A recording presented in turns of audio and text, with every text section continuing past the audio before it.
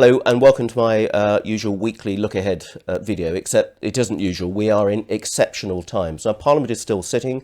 We are scrutinising the budget at the moment, but most importantly this week, we will be bringing in emergency legislation with the agreement of the other parties, giving the government various powers to deal with the coronavirus crisis over coming weeks and months. My office at Westminster is remaining open for the time being, as is the constituency office in Shoreham. I'm being deluged with emails from all sorts of queries from constituents, understandably. So I've set up a special part of my website to try and deal with those. Most of my meetings have been cancelled, but I'm going ahead with my street surgery in Lancing as usual this Saturday between 10 and 12, as I did with the street surgery at the Farmers Market in Shoreham.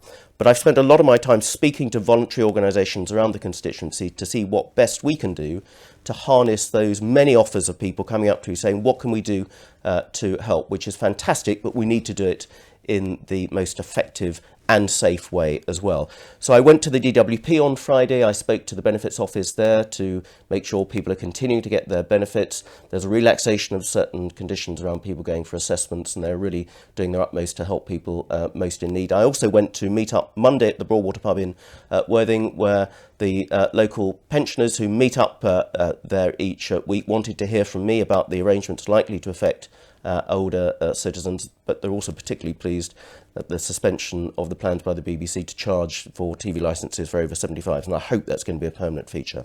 Now look, advice. My major piece of advice is listen to the experts. There's a lot of misleading and often mischievous stuff going around on social media.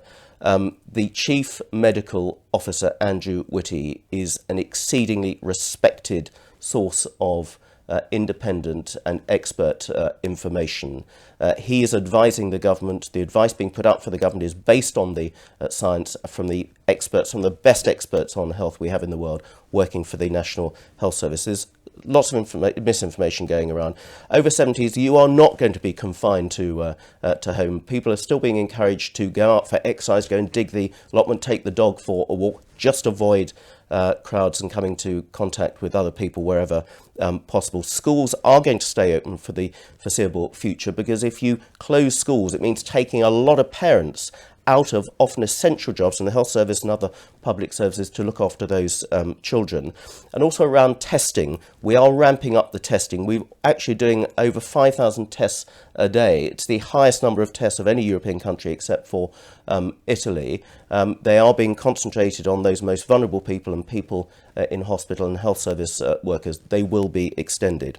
So look, I've set up on my website a special corona virus section. It gives the latest clinical advice on when to ring 111, when to self-isolate, what you need to do for social distancing. There's also, importantly, business advice. In Worthing, we are heavily reliant on the hospitality industry, which is being very significantly affected. There are a lot of measures for local businesses that came in the budget. There are a lot more going to be announced later today and later this week by Rishi Sunak, the Chancellor, to make sure that we keep businesses going and people are protected if they're laid off as well. There's advice on this part of the website for British nationals stranded abroad about travel. And importantly, I'm adding a section on volunteering. Lots of people want to do their bit, which is fantastic. Now, what I've done is spoken to a lot of local organisations, Guildcare, Worthing Homes, Community Works, and the local churches, who are all trying to harness their volunteers.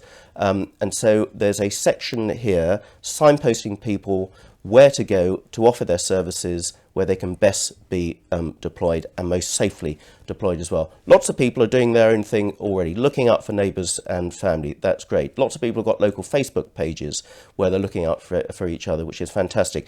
There's this little form which people are putting through people's doors. You can download it from my website saying, do you need any help? Can we help with shopping? Would you like a daily phone call to check up on you? Are there any errands we can run? So everybody can do their bit.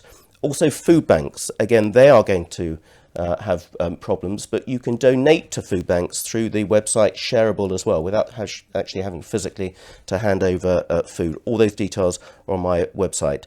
And let's also bear in mind those people doing a fantastic job in the health service. Anything we can do to help out with them, please think about them as well. So think about the impact on others. Don't go panic shopping. Don't put anybody else at risk, even if you don't think you can get the virus. Others more vulnerable can. We need to pull together. We'll get through to this, and I know the community, as it always does in East Worthing and Tyrone, will step up to the mark. So let's be sensible. Let's not panic. Let's follow the expert advice, and we'll get through this.